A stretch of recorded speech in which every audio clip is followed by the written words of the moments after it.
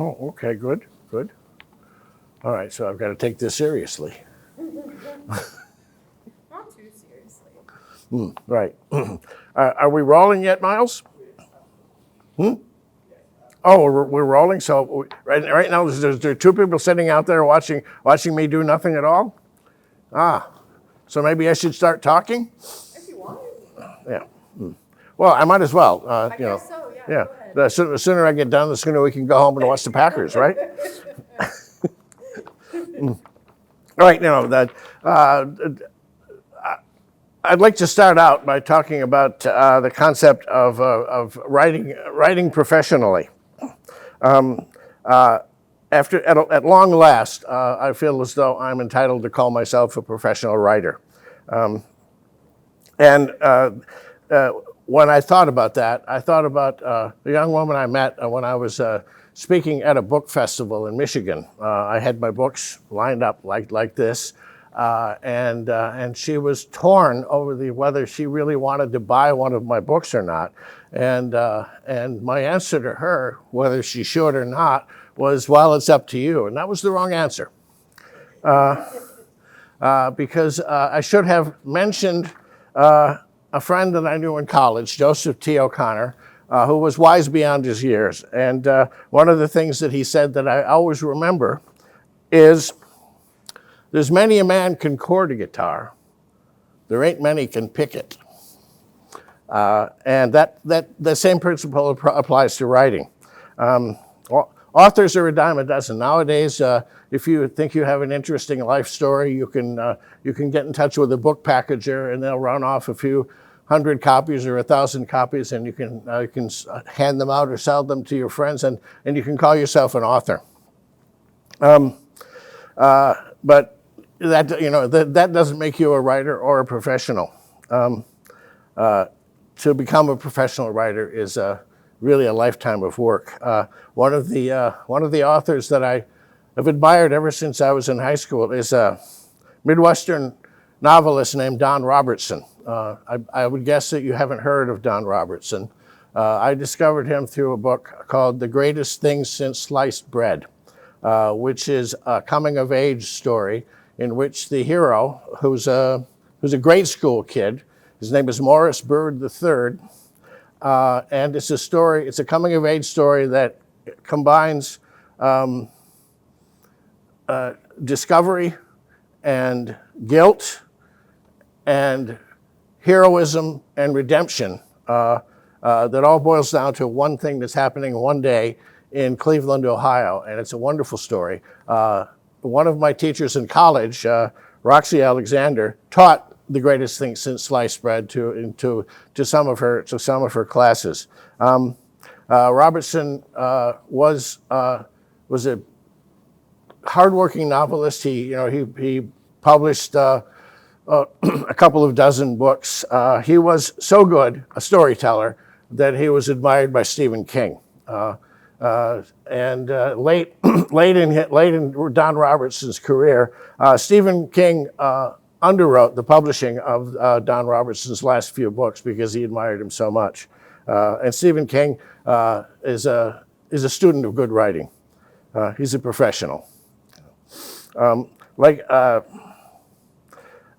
Every good writer reads all the time. I read to learn. I read other authors to learn what they do. And probably like Don Robertson, I'm going to die at the keyboard. But the thing that I'm hopeful of, and maybe almost sure of, is that whatever I've written will last beyond me.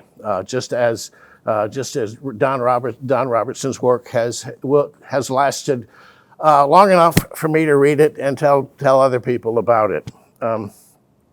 I like to think there will be writers reading me like me reading Don Robertson. So the book that I'm focusing on today is Benjamin's Mess, which is a collection of my essays. It's the product of an entire career. I've been writing essays since 9th grade. It's already won 3 literary awards. in the NYC Big Book Awards. It won 2 first prizes. They weren't sure what categories to give it because they didn't have a category for essays. So I entered it in the categories of humor and short stories, even though it's not really short stories. And it won first prize in both humor and short stories. It also won an award for the cover design, which I didn't do. My first essay book was Almost Killed by a Train of Thought. It also won a first prize in the Independent Press Awards. But to go back to give an idea of the journey of my career, the first book that I had published under my name was Sumo. It was actually called The Joy of Sumo. It was published by Tuttle in 1990. It was revised and republished by Tuttle as Sumo, A Thinking Fan's Guide to Japan's National Sport. That was in 2010, which means that it's been continuously in print since for 35 years. It has become I think probably the best-selling book, at least in English, about sumo ever written. And it's still going to go on because Tuttle never takes books off their backlist. My first book published in the United States was The Life and Times of the Last Kid Picked, published by Random House in 2002, and then in paperback in 2003. I got the rights back from Random House in 2020 and republished it with a few revisions under my imprint, Last Kid Books. I'm a publisher also. The Last Kid Picked is part of what I call a coming-of-age trilogy. I have the same character with 2 different names and with a fairly jumbled timeline who comes of age at different stages in life through 4 books. The second of these, The Life and Times of the Last Kid Picked, takes place partly in Toma, where I lived until I was 13, partly in Madison, where I lived afterwards. The Fat Vinny's Forbidden Love, which is the second, takes place entirely in Toma, and it's a novel. They Shot Kennedy, which is not a book about the conspiracy of the death of JFK. It's a high school novel that takes place in Madison. And Summer of '68, obviously, that takes place in the summer of '68. That's also set in Wisconsin. Both They Shot Kennedy and Summer of '68 fall under the category of historical fiction, although it's what I call microhistory because it's history that's focused on the lives of people going through a period of history that's tumultuous and tremendous. The summer of '68 was one of the most troubled periods in American history, and of course, They Shot Kennedy, November 1963, was a turning point in history. Historical fiction is fun because you get to do a lot of reading and research. One of my historical novels is Witness to the Crucifixion, which takes place in the 1st century in Palestine. It's a murder mystery about the death of Jesus. My detective is Paul. His sidekick is named Iscariot. It's a variation on what happens in the Bible. The inspiration for that was actually Nikos Kazantzakis' novel, The Last Temptation of Christ, which was also a variation on the death of Jesus, just as Barabbas by Par Lagerkvist was a variation on the death of Jesus. You see, I read all this stuff.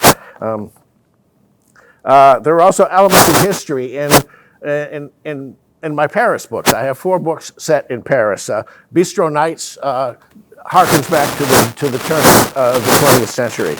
Skullduggery in the Latin Quarter focuses on it's contemporary, but it goes back to the lost generation of Americans in Paris in the 20s and 30s. Hemingway, Gertrude Stein, Man Ray. And not doing much writing. An Apartment in Paris, which is a memoir published this year, in which the backstory is my wife and I buying our apartment in Paris. We bought an apartment in Paris in 1995.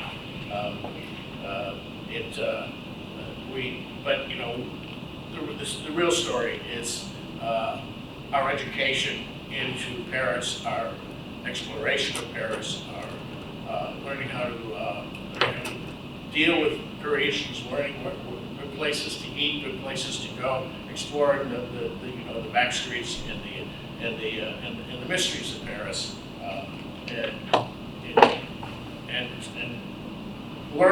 learning how to live every day like normal people in Paris rather than tourists. I have another Paris novel called Three's a Crowd, which is split between Paris and Las Vegas, and it's a story about three men murdering their wives. It's a crime story, obviously. I could go on and explain all of my books, but the theme that I have is that being a professional writer means that I tell stories that come to mind rather than stories that publishers want me to write. So I've been all over the map with my writing. I've written, for instance, the genres in which I've won awards are political thriller, crime fiction, romantic comedy, humor, literary fiction, juvenile fiction, short stories, memoir, and something called romantic suspense. I'm not even sure what romantic suspense is, but I won an award for it. So that's that gives you a kind of an overview of what I do as a writer and how I've gotten around to the point where I'm talking in libraries. To give you an idea of what I'm doing, what I've done, or how I write, I'd like to read to you from reading one of the essays from Benjamin's Mess. I should explain that Benjamin's Mess is a term from the Bible. In Genesis chapter 43, verse 34, it reads, Benjamin's mess was 5 times as much as any of theirs, and they drank and were merry with him. This is a piece called The Atomic Mother-in-Law.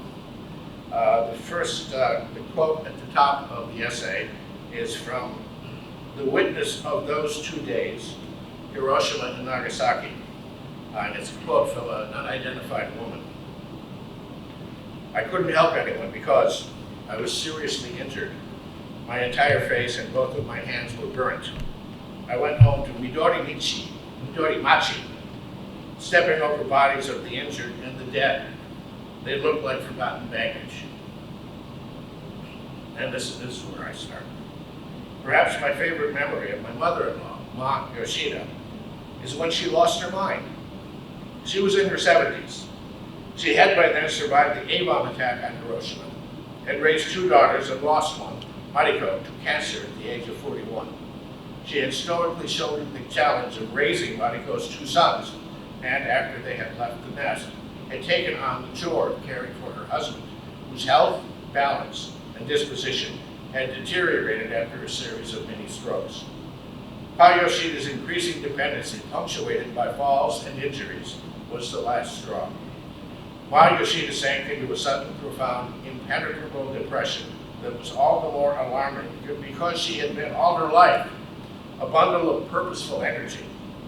When neither family nor doctors could rescue Ma Yoshida from her slough of despond, she ended up in the mental ward of a little hospital in the neighboring town of Ofunen. My wife, Junko, and I were dubious about the joint. The hospital was run down and gloomy, more suited, we thought, to worsening rather than dispelling a bad case of the blues. For a while, our fears lingered. But within a month, regardless of her medical care, true to the family ethos, Ma Yoshida had thoroughly mapped the territory, interrogated the staff, visited every room, and determined that she had more on the ball than any of her fellow nutcases. And, for that matter, half the nurses and even a few of the resident shrinks. Ma Yoshida took over the joint. She spent her last few weeks there before they kicked her out for being the candy striper from hell, assisting the nurses, raiding the kitchen, flirting with the doctors, and holding long, gossipy therapy sessions with the patients, whose biographies she had gotten to know better than their own families. After a long vacation from Pa Yoshida, who survived her absence, she returned home with a fresh perspective on it, an adventure to remember, and a renewed patience with her husband's trials. This rejuvenation reflected the adaptability that had carried Ma Yoshida through most of her 93 years. She had been raised in comfort in Yamaguchi, just west of Hiroshima. As a girl, she was regarded as Ojo-sama, a sort of bourgeois princess destined for a ladylike education and an arranged marriage to a socially acceptable young man. But then there was a war. Instead of continuing to study at her exclusive girls' school in the heart of Hiroshima, Kyoko-chan was assigned to a weapons factory on the city's edge to help in her nation's war effort. Except by August 1945, there were no parts, no materials, no steel, nothing to do at the factory. This is why, on August 6, 1945, Kyoko's girlfriend and fellow factory hand hesitated to board an already overcrowded train. Kyoko replied that if they waited for the next train, they would be late to punch in. The other girl said, "What's the difference? There's no work to do." But Kyoko was a lifelong fuss budget. She couldn't be tardy.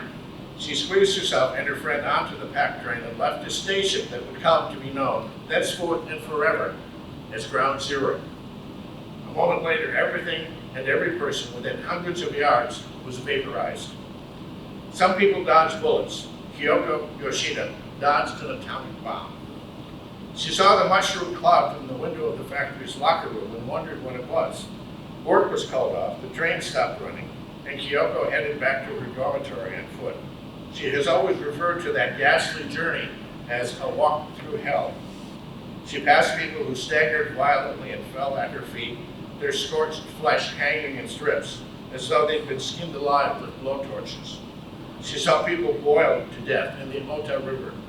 She heard the voices of people inside collapsed buildings, trapped and screaming as the relentless fire consumed them. Ma Yoshida rarely talked about that day, and never for long. She evinced the sort of PTSD silence common to combat veterans and Holocaust survivors, whose desperate need to forget overwhelms the duty to testify. Kyoko grew up suddenly that day, but her most enduring quality is that she preserved somewhere inside the listless schoolgirl who had elbowed her way onto the last train out of Hiroshima. She retained a spark of independence and a touch of mischief that occasionally ignited in her eyes. She passed this subtle impertinence on to both her daughters, to Mariko, gone too young, and to Junko, who married a gaijin and took off around the world. At first, wisely, Ma Yoshida regarded me, the Beikokujin Latinsky, with a deep mistrust. This faded only slowly. I won her over finally when my commentaries on sumo started appearing in a national weekly magazine, Shukan Bunsho. She started carrying copies of the latest issue to show off to her friends. More accurately, she waved the magazine in their faces and bragged on me more than I deserved. It was only a sports column. But boy, nice to have her on my team.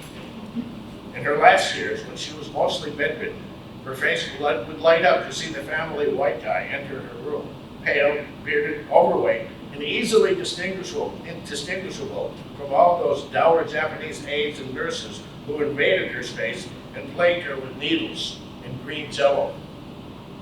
Ma Yoshida was a gourmet cook, the queen of tempura, and a seamstress with few peers. Once Junko and I took her to a Sausalito boutique that featured high-priced fashions, frocks, blouses, etc., made from repurposed kimono silk. Ma Yoshida ordered Junko to occupy the sales lady while she surreptitiously memorized the stitching on a particularly cunning and complicated waistcoat. Ma Yoshida presented her, and it took her 5 minutes. Months later, when Junko visited Japan, Ma Yoshida presented her with a perfect duplicate with better silk of the $250 Sausalito vest. I remember a night in Paris. It was cold enough to keep even most Parisians home. Braving the chill, we took Ma Yoshida to a little Italian restaurant on the Ile Saint-Louis called Castafiore. It's gone now. The bistro was almost empty when we arrived. The proprietor, a British chef whom Junko and I had known for years, had sent his staff home. He waited on us personally. After we had finished, With no other customers in the place, the chef, tall and handsome, brought us dessert and sat with us. He proceeded to charm Mayashita, asking questions that Junko translated. He hoped she had enjoyed his cuisine. He scoffed in disbelief when she admitted her age. He praised her excellent taste in fashion. I sat back and watched with quiet pleasure as Mayashita's years melted away, exposing in her blushes and smiles that inner schoolgirl, that hint of playful vanity that life's trials, a war, a bomb, a radioactive nightmare, a daughter lost, her husband gone, had fought so hard to crush. When she was not exactly sweet 16, Mayashita, pretty little Kyoko, had encountered smack dab in the center of his atomic inferno, the Grim Reaper. But after a moment, after trembling at the slaughter he had wreaked, she kicked him in the shin and walked away, a bounce in her step and a twinkle in her eye. Of course, eventually he got her, but it took him another 77 years and a few more whacks on the shin. That's my mother-in-law. She was a sweet lady. To continue.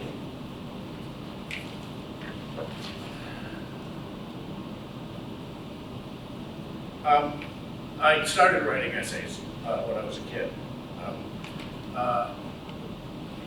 When I was in high school, I read the State Journal from cover to cover every day, and I studied the op-ed essays of Mike Royko, who was syndicated. He worked for the Chicago newspapers, and he was funny. And Russell Baker, who was also syndicated. I think he was his base was the Washington Post.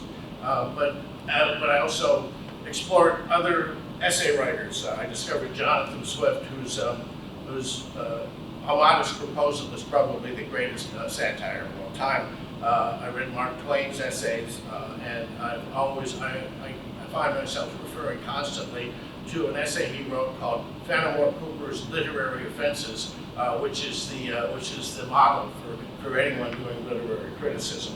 I also read E.B. White, who was established at the New Yorker for years and years, and of course H.L. Mencken, who was one of the most sarcastic essayists who ever lived. The character of H.L. Mencken is played by Gene Kelly under another name in the movie and the play Inherit the Wind.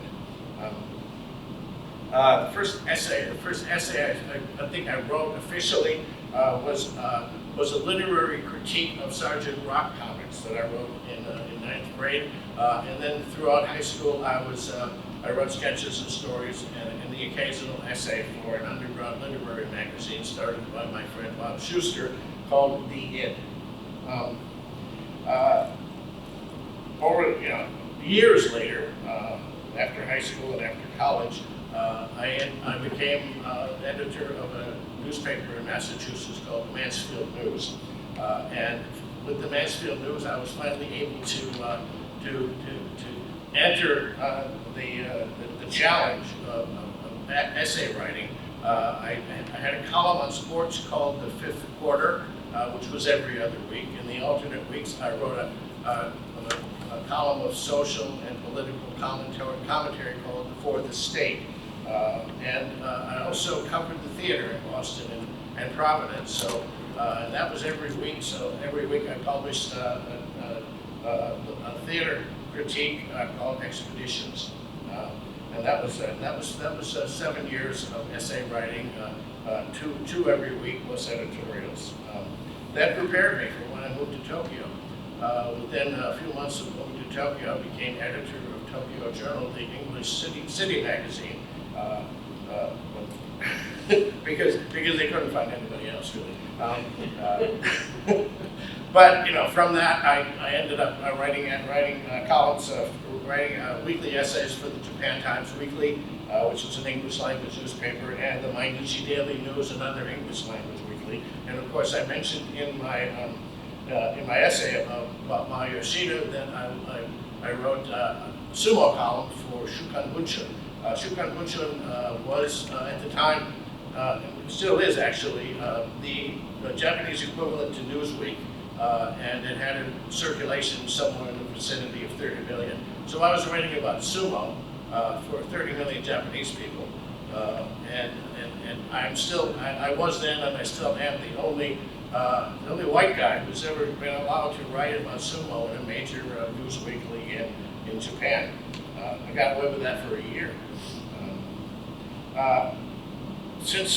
After all those regular dates were finished, and when I came back to the States, and of course I couldn't write for Japanese newspapers anymore, and I didn't have a regular newspaper job. I sent essays to newspapers all over the country, and I got an occasional bite from an editor, like for instance at the Philadelphia Inquirer, Los Angeles Times. I had essays in both the State Journal and the Cap Times.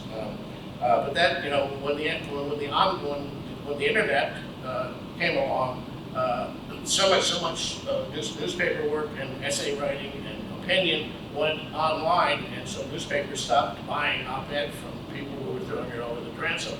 But I was so committed to keeping up the discipline of writing essays that I started sending out what I call the weekly screed. I write an essay every week, and I follow the example of people like Twain and Russell Baker in that I try to write about a whole wide range of topics. When Junko and I are in Paris, we walk every day past a statue of Michel Montaigne, who was the great, most honored and cherished and revered essayist in all of French letters. And Montaigne, well, there's a statue on the Rue des Écoles. We pass by it every day, and his foot sticks out. And so we pat him on the toe for good luck. And students do that when they're taking tests. So the toe, the Monty's toe, is shiny. The rest of him is dark bronze, but his toe is shiny. And Junko and I get good luck every day from Monty.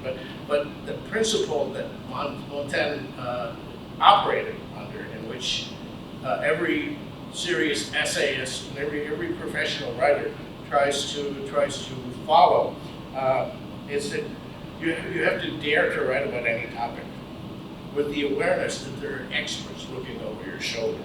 And what Montaigne teaches the essay writer is that you have to know your limitations. Keep what you write within the context of your knowledge on the topic. For instance, if I'm writing about AI, I know a little bit about AI because my wife is a technology journalist. But if I'm writing about AI, I make sure that I don't say anything about AI that I haven't read or don't know. And the way that works, and the way Montaigne did it, the way Mark Twain did it, is that you don't try to know everything about the topic. You keep within the limitations of your own knowledge, but you draw parallels and connections that the experts, that the technology experts, that the experts in that particular field can't do. It's unavailable to the experts. By using knowledge from other fields to talk about a particular topic, you enlarge people's knowledge of the topic, and you inform people about a topic that they might otherwise not know nothing about.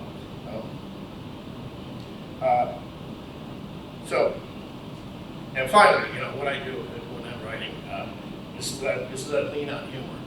Humor, just as Mark Twain, Jonathan Swift, and Mike Royko and Russell Baker did.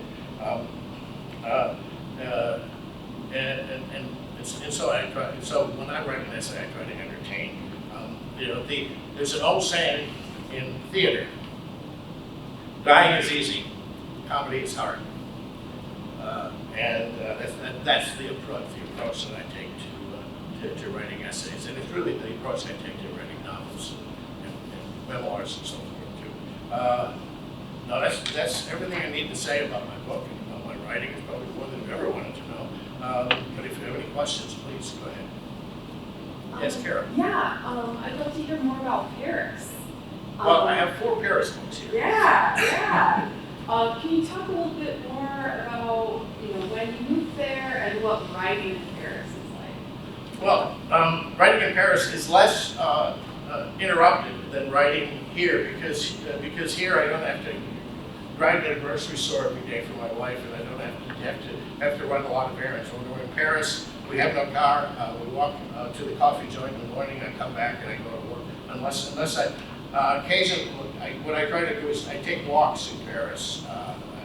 One of my favorite things to do is to go take the metro subway to the end of the line and then walk back in. Our apartment is right in the middle of Paris. So by walking back into Paris, you discover parts of Paris that you never imagined, and you come across churches that you've never been in, and you stumble into museums that you didn't even know were there, and you see neighborhoods that are completely surprising, and it's a wonderful experience. What was the question again? What is it like writing? Yeah, well, when I'm writing,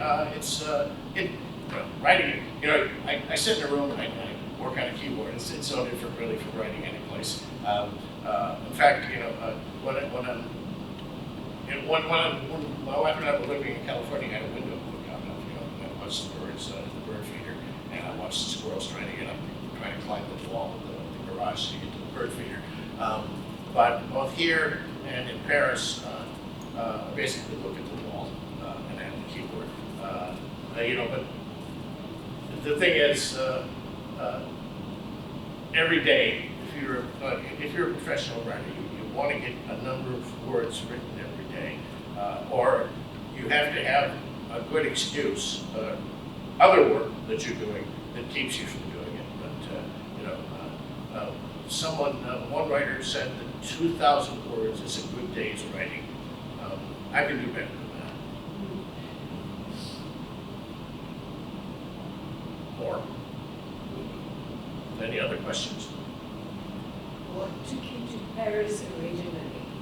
Where did they come? Well, Junko and I were living in Tokyo, and she got, at her job, she actually had a job, and she got 2 weeks every year, and we both love Paris. She loves Paris because she does watercolors. She has done the covers of several of my books. These two. And so she wanted to go to Paris to do watercolors for 2 weeks. And I would go along with her, and I would write, and I would take pictures, and so every year we went to Paris for 2 weeks, and sometimes we were in a hotel, sometimes we were able to stay at the houses, at the apartments of friends who lived in Paris, and they weren't using the apartment at the time, and the apartment living experience basically put us into the frame of mind of looking for a place of our own, under the theory that you have to live in a certain place, but when you buy property, you should buy it in the place you want to be. And we both wanted to be in Paris, so we looked for a place to buy in Paris, and eventually we did. That story is told in an apartment in Paris, which is also Junko's art on the cover. And I mentioned that before, but it was that kind of osmosis of desire to live in the place that we enjoyed so much.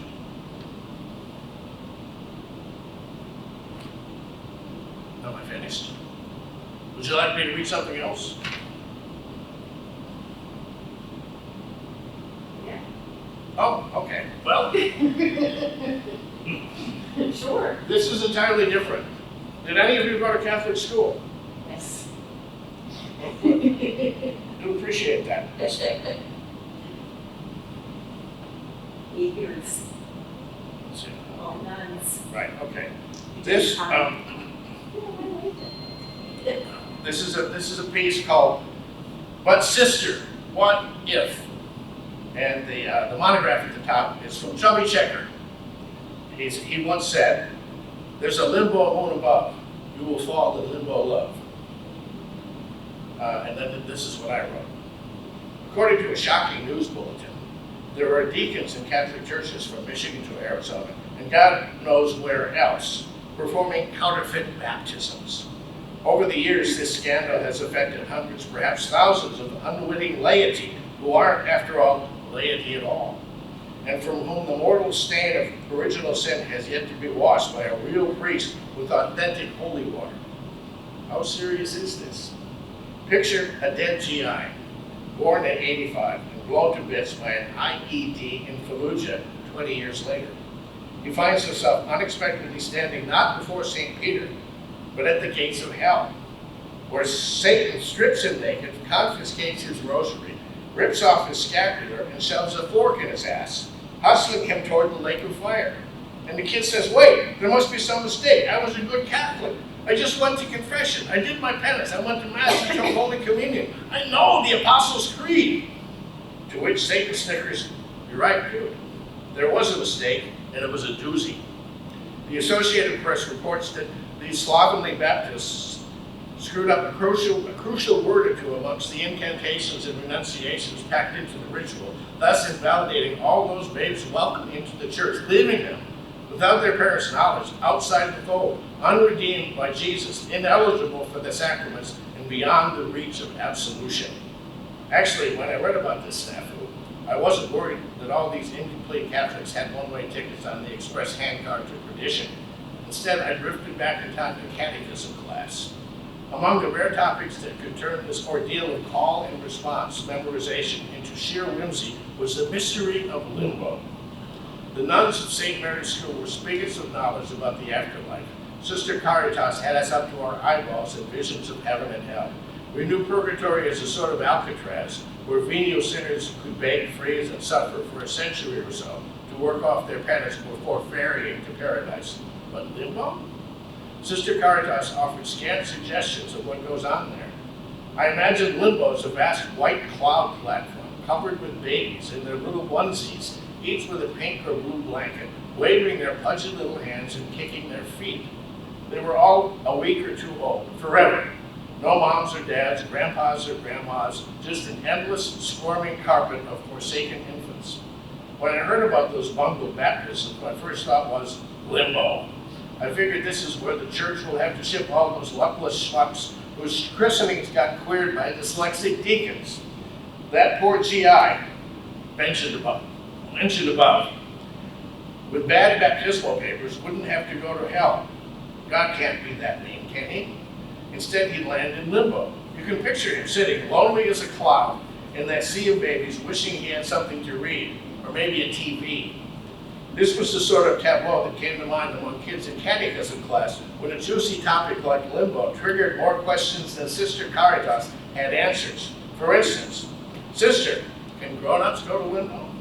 To this, Sister might pause to ponder the possibility, affording the curious popinjay an opening to elaborate, speculate, and complicate. I mean, Sister, what if someone converted from being like a Lutheran, hisses and boos from the other kids, and he's on his way to church to be baptized, and pow, he's hit by a truck. Would he have to go to hell because he's still a Lutheran, or could he get into limbo? Yeah, Sister, this is from another pupil. Can you be a Catholic without being Catholic? I mean, if you want to be a Catholic, if you're going to be a Catholic, well, Sister Caritas tries to work this out. More questions pummel her. Yeah, Sister, what if you go to Mass every Sunday and every holy day, and you go to confession, and you go to communion, and do the Stations of the Cross, and pray on your rosary, but you're not baptized because you live in Russia, or China, or Egypt, or someplace like that? Does that mean you go to hell? Yeah, Sister, or limbo, or purgatory? Yeah, Sister. And what if you're converted by somebody who's not a priest or a nun, and you don't even know you're supposed to be baptized? What then? Yeah, and what if you're in like South America, and you had a bad baptism, and you find out it was bad, and you're heading for church for a do-over, but on the way you're kidnapped by communists. They take you to the jungle and put you in a cage, and they torture you for years and years and make you say you don't believe in Jesus and the Virgin Mary anymore, but you do believe, really, in secret, and you say your sincere act of contrition every night. But before you can go to confession or get baptized, the communists kill you. Are you going to go to hell, Sister? Or limbo? Or purgatory? Picture, if you will, Sister Caritas' dilemma. She's tongue-tied by the lunacy of this question. She gnaws on her lower lip and fumbles with the giant rosary that hangs from her Dominican gun belt. More questions fill the air. Yeah, sister. Can a baptism wear off? Do you need like a booster shot? Well, no. Sister, what if the water's not holy? Like if the priest forgot to bless it the night before? Geez, sister, who blesses the water? Does it come blessed already? Yes, sister. Do they have holy water in like Russia or India? Sister, what about Antarctica? Sister tries to fight back. Stephen, please, there were no people in Antarctica. Oh no, sister, I saw on TV. But sister, what if the priest forgot to wear his glasses and he pours the holy water and he misses? He doesn't hit the baby's head and nobody notices because they're all playing and stuff. Oh, they're all praying and stuff. Is the baby baptized? Does he go to limbo or purgatory or hell? Sister, what if the godparents gave the wrong answers? Yeah, or what if they're not Catholic? Can Lutherans be godparents? Sister Caritas tries to get control. Bonnie, yes, anyone. But sister, what if the godparents are Catholic, but one of them has a mortal sin on his soul, like he ate a hamburger on Friday and didn't go to confession? Is he still an official godparent? Is the baby still baptized, or will the baby have to go to limbo, or purgatory, or hell? As I recall fondly, this sort of catechismal free-for-all turned a room full of normally languid, evasive kids into a circus of wild conjecture. This imposition resembled a crossover episode of Dragnet and The Twilight Zone, with kids all taking turns as Sergeant Friday and Rod Serling. Each question, while making uncanny sense in the kid mind, explored uncharted depths of doctrinal absurdity. But sister, what if the priest drops the baby into the water and the baby drowns before they can get him out and finish the baptism? What happens then? Does the priest give up on the baptism and do like the last rites? Yes, sister. And does the baby go to limbo? Or purgatory? Or hell? You went to Catholic school. They do it not that far. No, we had a couple of sections like that. When I was doing CCD classes in Madison, a friend of mine, Paul Keefe, who had been in the seminary, we drove one of the lay teachers pretty much out of the classroom with questions like that. Anyway, that's that. If there are no further questions, I think we're finished. And I appreciate your coming. And I wish there'd been more of you. We shouldn't have done this on a Packers game. We got to check the schedule next time. Yeah. It's something Yeah.